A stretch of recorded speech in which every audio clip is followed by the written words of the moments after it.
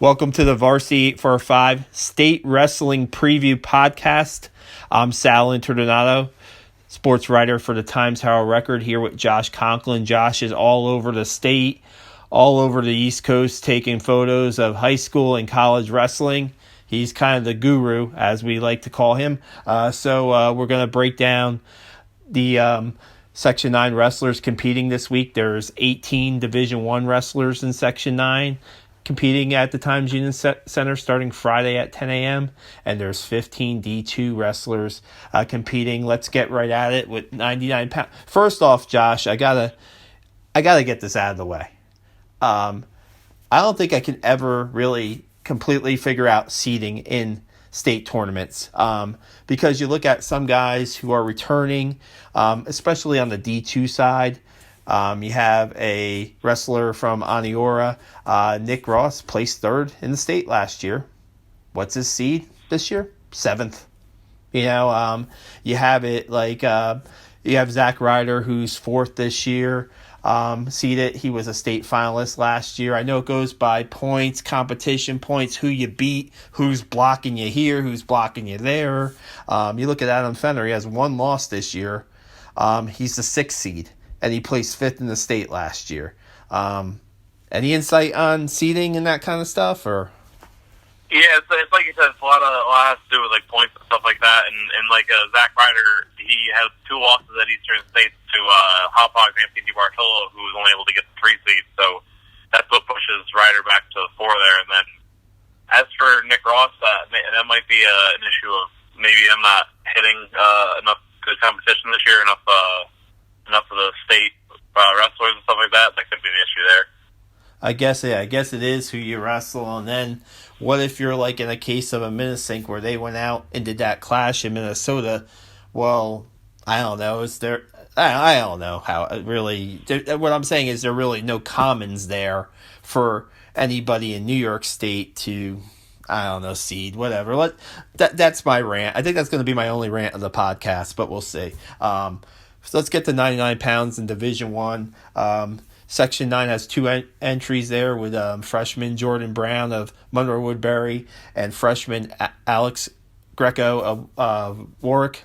Brown's been really impressive this year. He's only in his 2nd year of wrestling. He's a really athletic kid. He's seeded 4th in his first state tournament. And if you look at the only thing that I could look at this bracket, if he's ever to winning his first match, you see, then he gets Michael Adams and Monsignor Farrell. I thought they might have wrestled in the Eastern States. I could be wrong. And then if he did advance to the semifinals, there's PJ Duke of Carmel, the 7th grade phenom, who's undefeated as a top seed that Brown may meet in the semifinals. So, yeah, the thing about 99 pounds in New York State is that it could go either way with a lot of these matches. Because a lot of these kids, their first trip to the state tournament probably.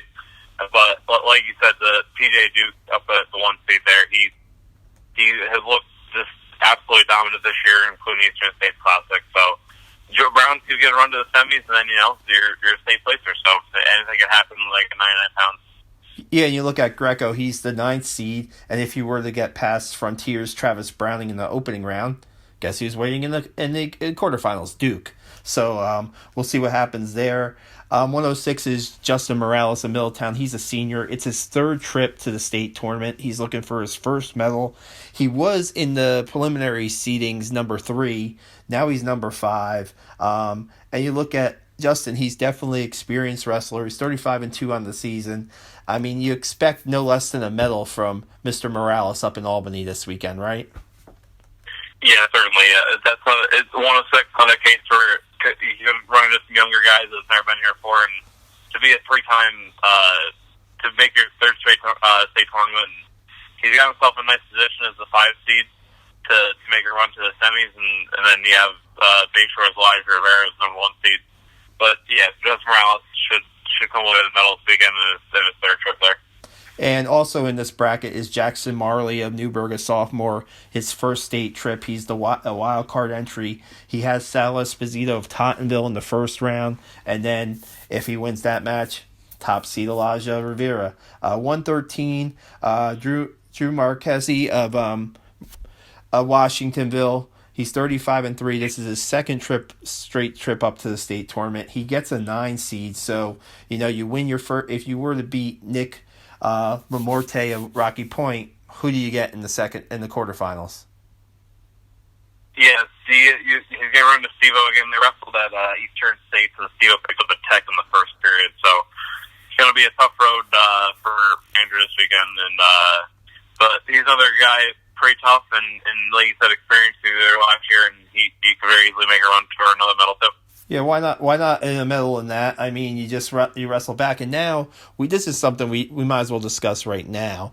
This year they changed kind of the placing in the state. Now it's top 8 throughout every weight class. In the past, if a Catholic school or public school kid finished in the top 6, then you would have a wrestle off basically for 7th and 8th place. Now it's almost like a federation meet to a point now where everybody's involved, like it should have been first off. And now, so you get a top 8. Now that's basically, so half of the 16, 17 wrestlers are placing. So you win 2 matches, you place basically, from what I'm told. So, yeah. It opens up a lot of opportunities for Section 9 wrestlers, no doubt. 120, we have Nick Pecorillo. This is his second straight state tournament, and Nick is a 12th seed, Josh. 11th seed. My mistake. And he goes up against Alex Booth of Indian River in the first round. He's on the bottom side of the bracket, but that's where 2 seed Chase Liardi of Massapequa is.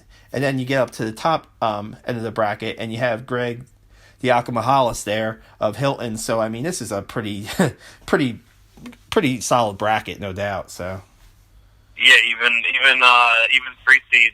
When Nick won first match, so 3 seed Josiah Encarnacion, who was in the state finals at 113 last year versus Greg Diacomahalis. So that's another tough match there at the bottom too. This is a case where normally you like to be at the bottom half of the bracket to make a little bit of an easier run to the semis, but this is a case where it would have probably been better if he was in the top 5 through either like a 5, 12, 13, or 4 seed. Yeah, we'll see what happens. Very competitive bracket, and if you look at Nick's the end of his season, really, he's been wrestling a lot of close matches, not a lot of scoring in the matches. So who knows? Maybe there's a chance to pull out a tight match up in Albany this weekend that bolts you into the quarters, semis, medal round, what have you. So 126. Here's Zach Ryder. Zach is the 4th seed. Evan Matias of Rocky Point would be his first opponent, a 13 seed, and not really a foregone conclusion, 13 seed, right? Matias is a veteran wrestler from a good program. So, Zach brings his A game in the first round, right?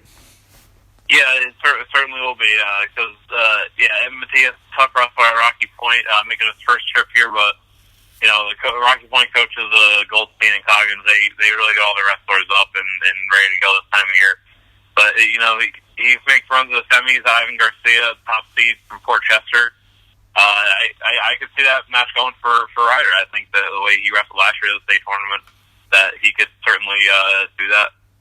Maybe it's not crazy to think, but you look at him, he's only an 8th grader, right? He could legitimately make 2 state finals before he gets into high school, Josh.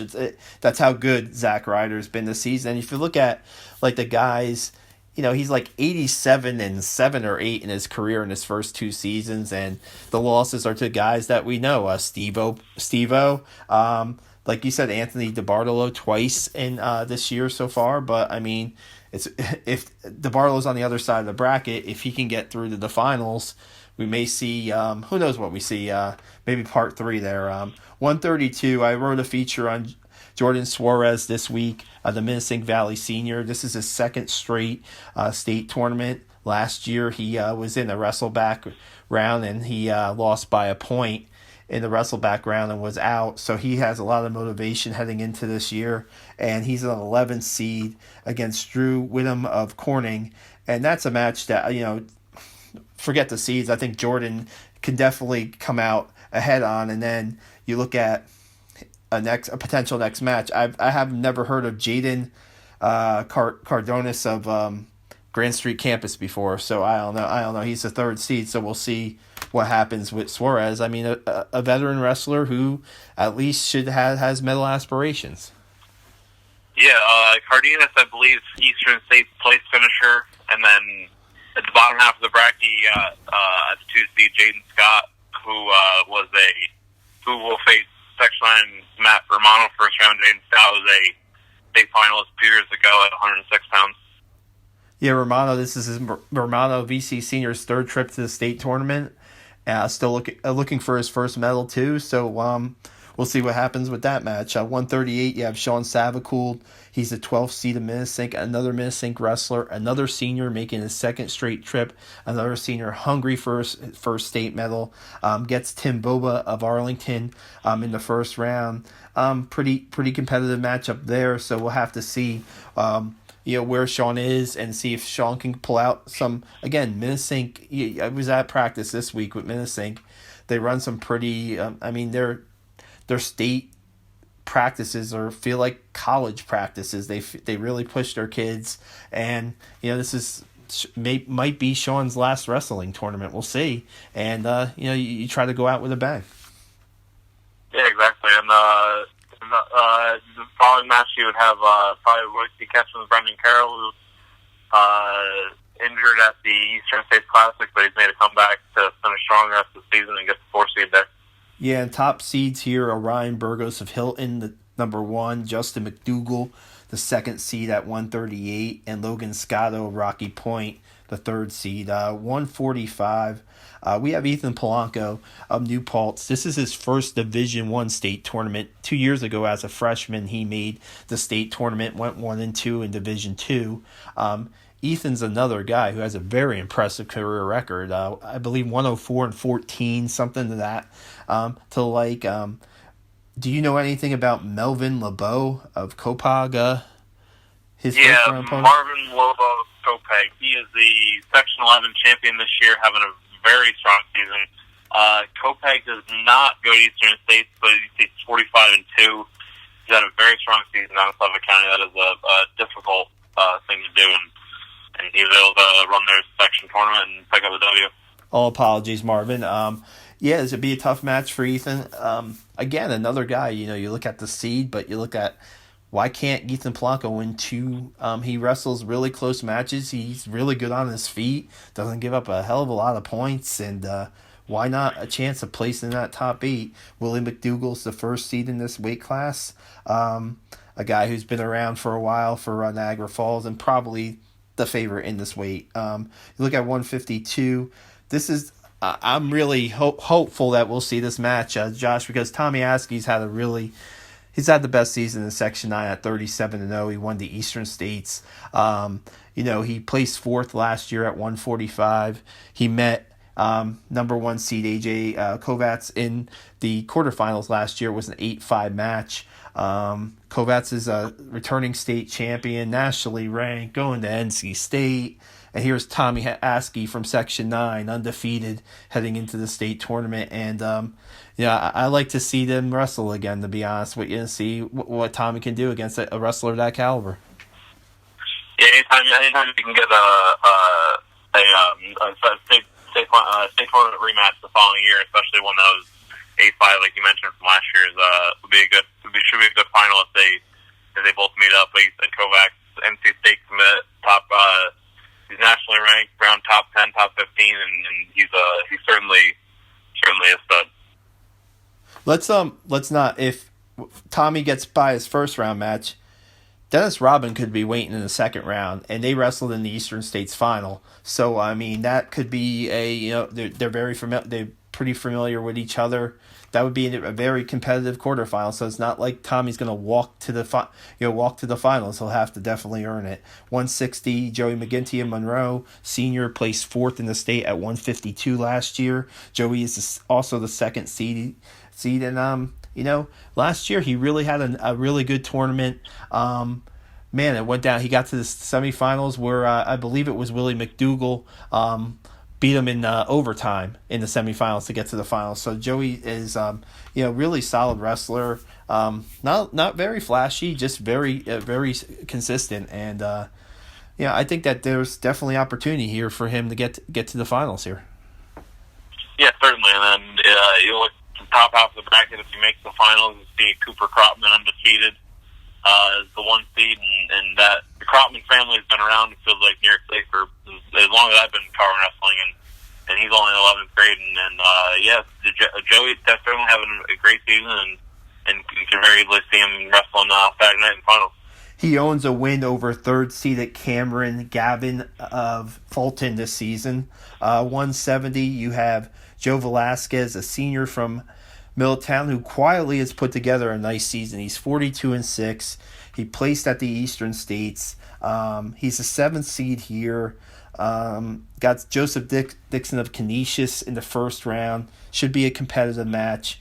And then if he can get past that, he has Ward Melville's James Aran. Pronounce it for me, Josh.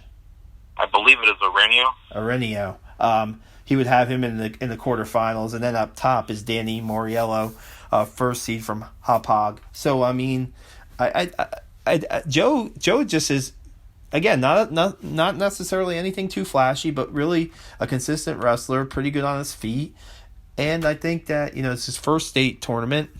If he can get past that first match, maybe get some confidence, and maybe he gets a couple wins together and gets a medal. Yeah, like you mentioned, a lot of these kids, it's their first state tournament. That first match is getting out of the way. You're in the Times Union Center in front of way more people than you've ever wrestled in front of, and a lot of them is just getting that first match out of the way. And like you said, if you can get the first match win and get the ball rolling, that you can have a little more confidence heading to the rest of the tournament. Speaking of first-time state qualifiers, 182. Ethan Gallo, Menacing Valley freshman. Now, he's a guy I don't think he doesn't care where he wrestles, Josh. This kid is just so locked in and focused. He's 40-4 on the season, 5th seed as a freshman at 182. That's like Ricky Scott territory, back in the day. I mean, younger kid, but been wrestling for a long time. He has a lot of experience wrestling in the off-season. I'm pretty interested to see what he does in this first state tournament. Yeah, and you mentioned it. I'm looking throughout the bracket, and there are only 2 other kids that are not seniors in this weight class. So to be a 5 seed as a freshman is extremely impressive. And like you said, 40-4, he can certainly find his way into the semis. Facing Alex Bihar in the semis of Briarcliff Byram Hills, and he can certainly find himself wrestling in the semifinals, and have Brockdale Signor, who is Eastern State's champ from Shenandoah, and that'll be a good match. 195, Brian Giacchi's a feel-good story, a 12 seed from Middletown, a kid who almost gave up on wrestling in his freshman year and worked hard to get to his first section title in state tournament. Another kid who just scraps and tries to keep matches close, and he's got Anthony Kaysen of Truman at the public schools in the first round. See what happens. I mean, a guy who keeps matches close, and if he's able to, that match that he had in the section finals against Joe Russell was a really nail biter, and let's see if he can see what he can do in his first state tournament. 220, J.C. Cabrera, Menacing Valley Senior, Josh, first varsity season, Section 9 champion. He's 18-4. Beat Armel Duke in the Section 9 finals. And he gets the top seed for all that glory and all that work that he's put in. He gets a top seed in his first state tournament. I don't know. Maybe he's pulled up a couple surprises this year. Let's see what he's got in store for Albany this weekend. And 285, you have Adam Fenner. Adam placed 5th in the state last year, and like we talked about, 6th seed here, 1 loss on the season. I believe the 1 loss was to London Castillo Brentwood at the Eastern States, who's the 5th seed. A lot of these guys in this weight class are pretty experienced guys that have been back. Lucas Scott is the top seed. Lucas Scott wrestled Will Leonard in the 220-pound final last year of the state, and Lucas Scott, who is the Class B, was a Class B football player of the year in New York State, just got an offer from Army this week to play football. So that tells you how just what this weight class is all about. Fenner is a really tough kid. Miles Norris, was Miles Norris a state finalist last year? He may have been. I do not recall. I think he was. I think he was, and that's a third seed. So if Fenner gets past Joe Nolan of Ossing in the first round, there's Miles Norris of Freeport, 27-2 on the season. Let's go over the D2 guys real quick, and there's a lot of four Port Jervis qualifiers. The first one is Trevor Tufano, a sophomore, second straight tournament for Trevor.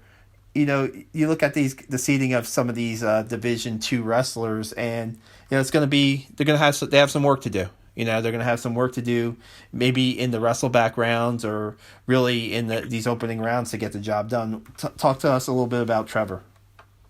Yeah, like you said, a lot of our D2 guys having like 10 seasons and lower, and that's kind of how it's been the last couple of years for us. We've been able to come away with more medals in the last couple of years than we have in the past, and Tufano is scrappy, little 10th grader at 99 pounds, and like I said, just talk about experience when it comes to some meds this time of year, and he was there last year, and he's 1 and 2, so he's hungry for more this year. I didn't notice this. I just completed the D2 photo gallery for qualifiers. There was a change in his seeding. He's now the 16th seed, so he has an out bracket match against. Yeah, this bracket is the most confusing thing I've ever looked at. Yeah, so let's see if that might help him. I mean, that is versus a guy of his level, and you get a win. Yeah, you get the top seed at 99 pounds, but maybe you get some confidence going for a deep run. So. Yeah, you already got one match under the day. You're already all warmed up. Maybe a little more fire under you a little bit. And, 106. The entry for Section 9 is Ryan Kirker, and he's a Red Hook freshman. He's also a 16 seed, so he's wrestling an out bracket match. 113. Ryan Ross, 8th grader from Port Jervis, 31-3 on the season. Ryan is a 12th seed. And I wrote a little bit about Ryan today. It seems like that he could be the next really good wrestler, really possibly great wrestler from Port Jervis. Josh, talk about his season so far and what he brings to the table going to his first state tournament.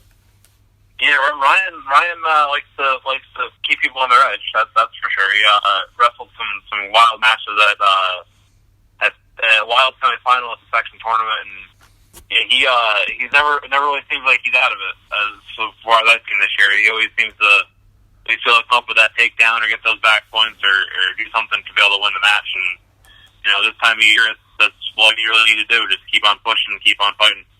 120 for D2, Joey Carreri. He's the third Carreri brother to qualify for the state tournament. His older brother, Noah, was a state finalist for Eldred. Joey is 26-8 on the season and a 14 seed. 126, you have Matt Morris, who's a returning state place finisher for Red Hook. He's a senior. What does that give Matt? A 7th seed. And he has Jake Murphy of Seaford in the first round. 132, you have Joey Amato, who wrestled the most exciting match in the Section 9 D2 tournament with a 1-point win over John Antonelli of Marlboro. He's a 15 seed. He gets Merrick Bush of Central Valley in the first round, state champion 2 years ago, Josh. So Joey's gonna, good, certainly good match right off the bat for Joe. Yeah, exactly. Yeah, he always seems to, like you saw in the section finals, he's gonna put up a fight. He's had the most exciting match, and he's gonna fight to the end, and hopefully he can get something going against Bush, and hopefully maybe we can make the match happen. Yeah, that would be a major upset for sure, but that you wouldn't count Amato out of some wrestleback matches. 138 and 145 are Red Hook wrestlers, Alex Lopez and Tyler Benacasa. They're both making their first state trip. 152, here's our run of Ross brothers, and you look at Nick Ross, the 7th seed from Aniora. He's a junior. Like I said, 3rd in the state at 138 last year. This is a pretty solid weight class if Nick Ross is the 7th seed. That's all I'm going to say, Josh. That's a pretty dangerous 7th seed. No doubt. His twin brother, Pat, a junior from Aniora, is the 3rd seed at 160. And, he's the highest seeded wrestler from Section 9 of the D2s. And he gets Mike Diaforti, Petrus in the first round. and could certainly make the semifinals, and who knows, maybe even a state final for Pat. And then you got older brother Nate Ross, a senior, who also placed last year in the state, 9th seed at 170. I again, the seeding thing, I just don't get. First round, Jason Frazier, Tonawanda, and then possibly Mickey Squires, top seed of Norwich in the quarterfinals for Nate. 182, another first-year qualifier from Red Hook. And, just looking at Hayden Capelong's first matches against Gabe Monroe of Windsor, 30-3, the 5th seed.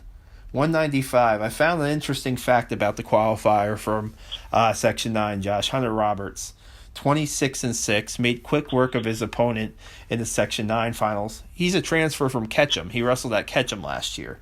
So that's a Division I school in Section 1. He's 26-6 on the season and gets I believe Nate DeGroff of Warsaw wrestled in a 3rd, 4th place match in the state last year. So certainly a tough match for Hunter in his first round. Now we'll go to here's James Oostrom, 220, Port Jervis senior. Last year, James dropped down from 285 to 220.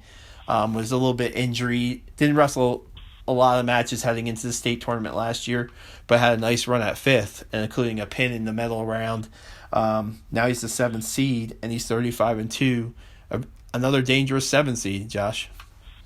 Yeah, certainly. Yeah, he made a nice little run last year, having less matches coming into the tournament. Now more experience with the tournament last year, and being 35-2 coming into this year.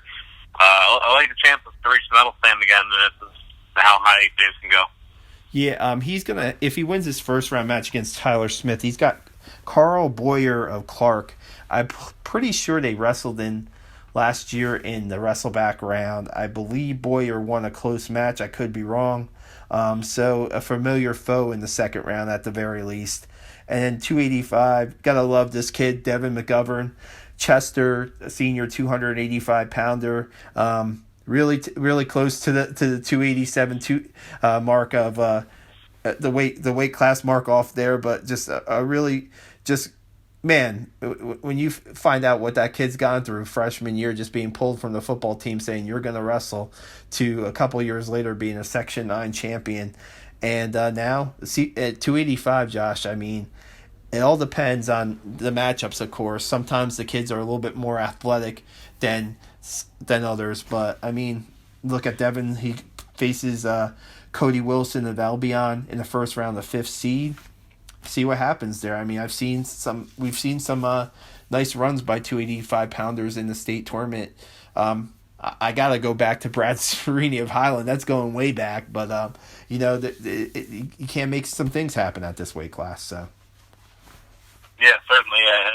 I've seen a lot of these matches where it looks like a heavyweight guy has it in hand, and then it goes the other way real quickly. So, you never know that at this weight. Well, we just went through all 33 qualifiers from Section 9. I mean, looking like this could be, from the D2 side, people were saying, oh, this could be our best D2 team in a while. Then the seeds come out, and you're like, okay, well, the best, they have 1/3 3 seed, and that's about it. We'll see what James Oostrom and Nick Ross can do as 7 seeds, along with Pat Ross as a 3rd seed. And then you look at Section 9 D1. And you look at, there's a lot of opportunities out there for guys like, Zach Ryder, Tommy Askey, Joe McGinty, Adam Fenner. Those are 4 guys that have a lot of hopes of making it to the state finals this weekend. So we'll have your Varsity 845 will have your coverage. Check out short videos of matches. Our Instagram is red hot right now. Varsity 845 will post a lot of wrestling on there this weekend. And Josh, we'll see you up in the Times Union Center early on Friday morning.